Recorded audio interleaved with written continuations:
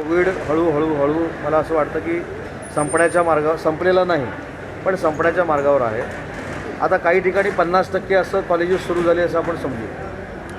तर विद्यापीठानं जर ठरवलं की जे विद्यार्थी एका बेंचवर एक बसू शकतात, UGCनं जी गाईडलाईन दिलेली आहे ते विद्यार्थी कॉलेजमध्ये येतील, बाकीचे ऑनलाईन देतील, किंवा सगळ्यांना ऑनलाईन द्यायचं आहे, सगळ्यांना ऑफलाईन करायचं आहे, हे विद्यापीठाशी आमची 30 किंवा 1 तारखेला बैठक आहे सगळ्या कुलगुरू महोदयांशी. त्यांच्याशी चर्चा करून सविस्तर राज्यपालांशी चर्चा करून हा निर्णय आपण घेऊ. कुलगुरू सर असं वाटलं की हा कार्यक्रम अख्खं उच्च व तंत्रशिक्षण विभाग आणून जर आम्ही विद्यापीठाच्या ठिकाणी करू शकलो तर अनेक घटकांना आम्ही न्याय देऊ शकतो. आणि त्याच उद्देशानं महाराष्ट्रातला पहिला कार्यक्रम या करवीर नगरीमध्ये आम्ही घेतला. मी थोडी आकडेवारी आपल्याला देतो. आज नक्की सकाळी 11 वाजल्यापासून आता 5 वाजेपर्यंत आम्ही काय केलं.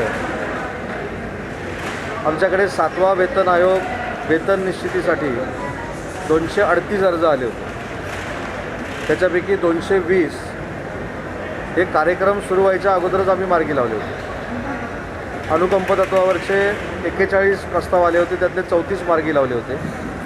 वेतन देयकात नाव निश्चिती 85 पैकी 80, सेवानिवृत्ती 534 पैकी 492, सेवानिवृत्ती 408 पैकी 341, शिक्षकेतर कर्मचारी 146 पैकी 96, अर्जित रजा 55 पैकी 43, भविष्य निर्वाह निधी 490 पैकी 433, स्थान निश्चिती 647 पैकी 495, तात्पुरती सेवानिवृत्ती वेतन 20 पैकी 9, वैद्यकीय देयके 970 पैकी 531. एकूण आमच्याकडे प्रकरणं आली होती 3635. त्यात 3635 पैकी 2764 ही मार्गी लावली. 480 याच्यामध्ये त्रुटी आढळलेल्या आहेत आणि 393 काही कागदपत्रांच्यामुळं प्रलंबित आहे. जे 3635 अर्ज आमच्याकडे आले होते त्याच्यातले 76% आम्ही मार्गी लावलेले आहेत आणि ते कार्यक्रम सुरू व्हायच्या अगोदर आम्ही मार्गी लावले. 11 वाजल्यापासून आतापर्यंत जवळजवळ 270 शिष्टमंडळं मला भेटली, त्याची नोंदणी देखील आहे.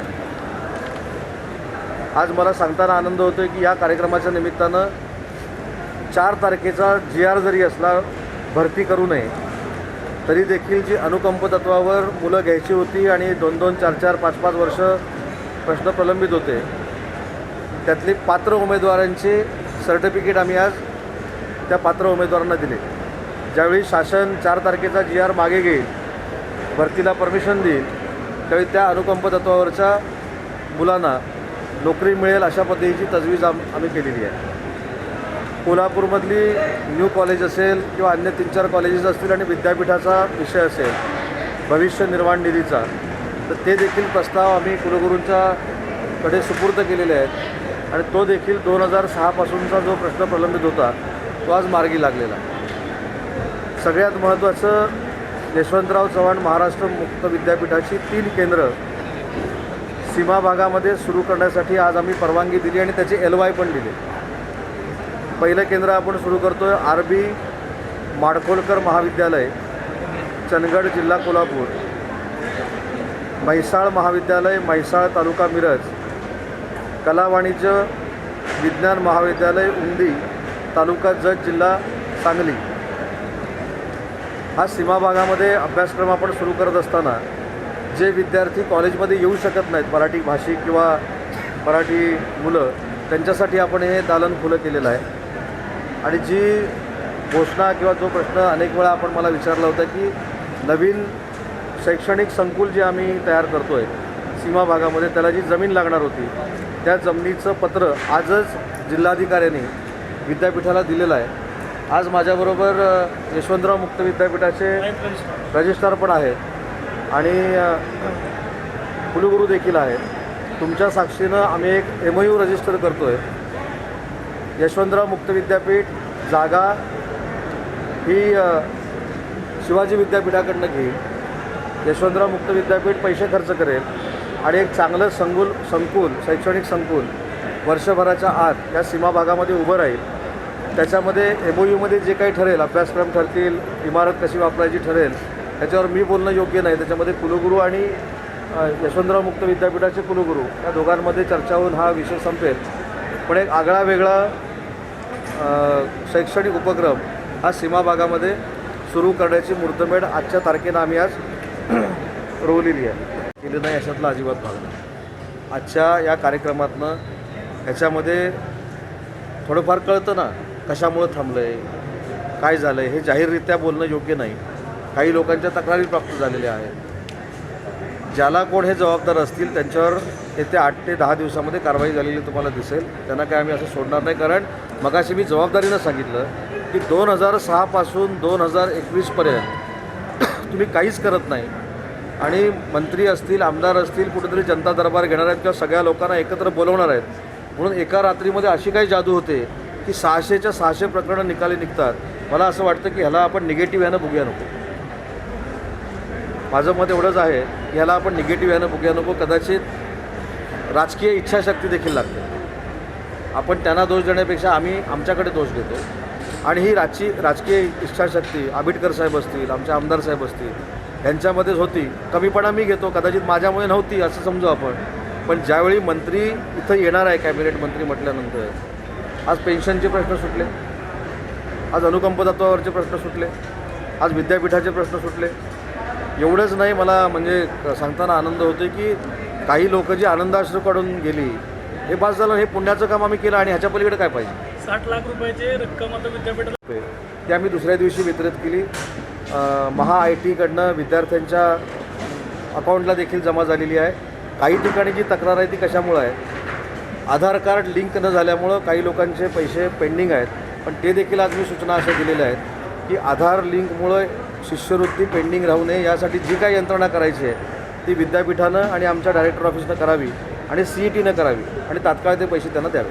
महाविद्यालय सुरू करण्याबद्दल तुम्ही बोलला की दरवेळी माझ्या तक्रारी साचणार, एखादा असा उपक्रम होणार, ही प्रकरणे निघाली पाहिजे. पण मला असं वाटतं की जे जॉईंट डायरेक्टर डिसेंबरपासून रुजू झालेले आहेत त्यांच्याबद्दल आभाराची पत्रं देखील अनेक लोकांनी मला आता दिली.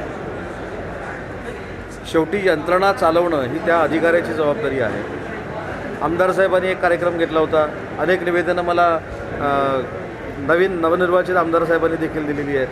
मला असं वाटतं की या क्षेत्रामध्ये काम करणारे दोन्ही आमदार आहेत, हे देखील त्याच्यावर चांगल्या पद्धतीनं कंट्रोल ठेवतील.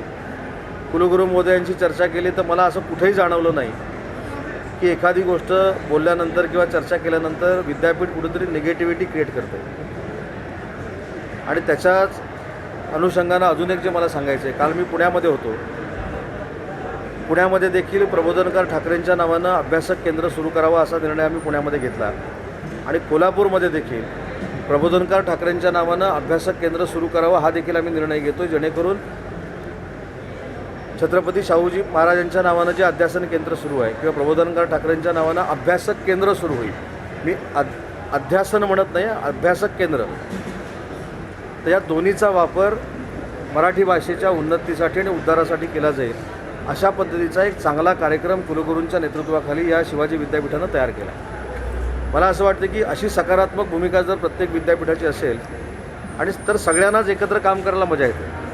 आज विद्यापीठाचे देखील अनेक प्रश्न होते, पण विद्यापीठानं मला असं सांगितलं नाही की आमच्यामध्ये हस्तक्षेप करू नका.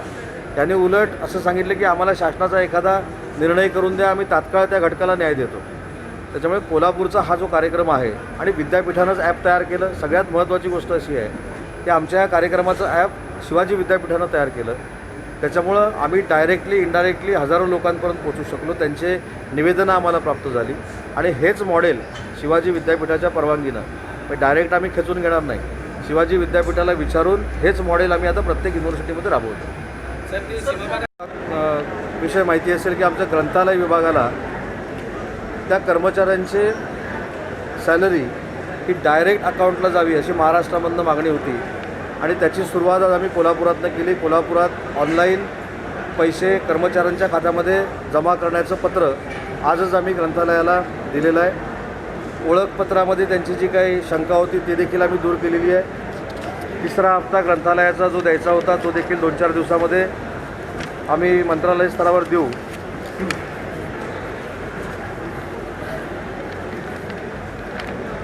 म्हणजे आपल्याला दुसरी एक माहिती असेल की आपल्याकडे जो ज्वेलरी उद्योग आहे त्या ज्वेलरी उद्योगावर आधारित अभ्यासक्रम शासकीय म्हणजे पॉलिटेक्निकमध्ये सुरू करावा ही अनेक वर्षाची मागणी होती.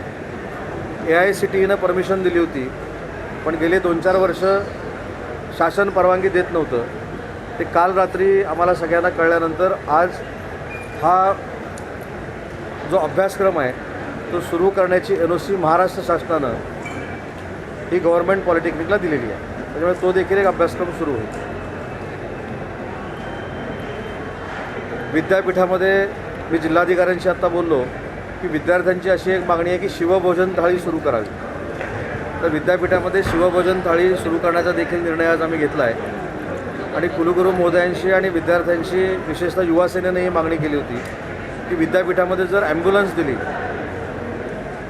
तर आरोग्याच्या दृष्टीनं विद्यार्थ्यांना इथे वावरणाऱ्या सगळ्या लोकांना हिताचं ठरेल. तर जिल्हाधिकाऱ्यांनी जिल्ह्यामध्ये असलेली 108 किंवा अन्य ॲम्ब्युलन्स देण्याचा निर्णय घेतला आहे. ते स्वतः कुलगुरूंशी चर्चा करणार आहेत आणि ते देखील सुविधा आपल्याला तिथे देता येईल. नाही म्हणजे काही लोक जे म्हणतात की शाळा कॉलेज सुरू करायची नाही सुरू करायची, पण आज विद्यार्थी संघटना असतील, प्राध्यापक असतील, त्यांनी दोन्ही बाजूची आम्हाला निवेदन दिलेली आहेत. एक काही लोकांचं म्हणणं आहे की ऑनलाईन एज्युकेशन काही काळ चालू ठेवावं आणि काही मंडळींचं म्हणणं आहे की फिजिकली कॉलेजेस सुरू करावी. तर या संदर्भात मुख्य सचिवांची फाईल ही आताच मी माहिती काढली, मंत्रालयामध्ये आलेली आहे. माझ्याकडनं ती मुख्यमंत्री महोदयांकडे जाईल, कारण मुख्यमंत्री महोदय हे महाराष्ट्राच्या डिझास्टर मॅनेजमेंट अथॉरिटीचे अध्यक्ष आहेत आणि सगळ्यांची चर्चा करून लवकरात लवकर ही कॉलेजेस सुरू करण्याचा देखील निर्णय शासन म्हणून आम्ही घेणार आहोत. तर मला असं वाटतं की आज जो उच्च व तंत्रशिक्षण मंत्रालय ॲट कोल्हापूर हा उपक्रम आमच्या विभागामार्फत जो सुरू केलेला होता तो किती यशस्वी झाला मला माहीत नाही, परंतु आलेली शेकडो हजारो लोक ही समाधानी होऊन जाताना मला दिसलेली आहेत आणि त्याच्यामुळं अजून आमची जबाबदारी वाढलेली आहे. ज्या निवेदनावर आम्ही शेरे मारले, ज्या निवेदनावर आम्ही कुलगुरू महोदयांना विनंती केली, आमच्या संचालकांना विनंती केली, आम्ही प्रधान सचिवांना काही रिमार्क केलेले आहेत, ते रिमार्क केलेले कसे पूर्ण होतील आणि ती कामं कशी पूर्ण होतील हा कल देखील आमचा सगळ्यांचा राहणार आहे. आणि म्हणून माझ्या मंत्रालयातले काही अधिकारी 26 जानेवारीनंतर पुन्हा एकदा 2 दिवस जॉईंट डायरेक्टरच्या ऑफिसमध्ये बसणार आहेत. जे शेरे मी मारलेले आहेत ती कामं योग्य पद्धतीनं कशी करायची, नियमातली कामं कशी करायची, त्यासाठी ते दोन्ही अधिकारी इथं राहतील, कुलगुरू महोदयांची चर्चा करतील. आणि मला असं वाटतं की हा जो मंत्रालय आपल्या दारी ही संकल्पना आम्ही मांडली ती 100% यशस्वी होईल आणि त्याच्यातनं मला भेटलेले सगळी लोक समाधानी होतील. आता ह्याच्यामध्ये एक दुसरी बाब अशी आहे, 1% घटक असा पण आहे की ज्यांना कोर्टाने सांगितलं आहे तुमचं काम होऊ शकत नाही, ज्यांना शासनाने सांगितलं आहे तुमचं काम होऊ शकत नाही, तरी त्या काही लोकांची भावना असणारच आहे की माझं काम मंत्र्यांना केलं पाहिजे. मला देखील वाटतं की मला त्यांचं काम करायचं आहे, पण मी नियमात अडकलेला आहे, नियमाला बांधलेला आहे. मग अशी देखील कामं काही असू शकतात की ती कामं होणार नाहीत, पण नियमातली कामं जी अडकलेली कामं आहेत ती करणं ही आमच्या अधिकाऱ्यांची जबाबदारी आहे. आणि मला असं वाटतं की नुसतं 25 तारखेला हा कार्यक्रम आहे म्हटल्यानंतर 3532 तक्रारींपैकी 2500 तक्रारी जर आपोआप होत असतील तर आता फक्त महाराष्ट्रात बाकीच्या विद्यापीठांमध्ये तारखा जाहीर करणंच बाकी आहे. तिथं देखील हा कार्यक्रम होईल आणि तिथं देखील लोकांना, त्या घटकांना समाधानी केले जाईल. केंद्र सुरू केलेली आहेत जे कॉलेजमध्ये येऊ शकणार नाहीत त्यांना शिकण्यासाठी.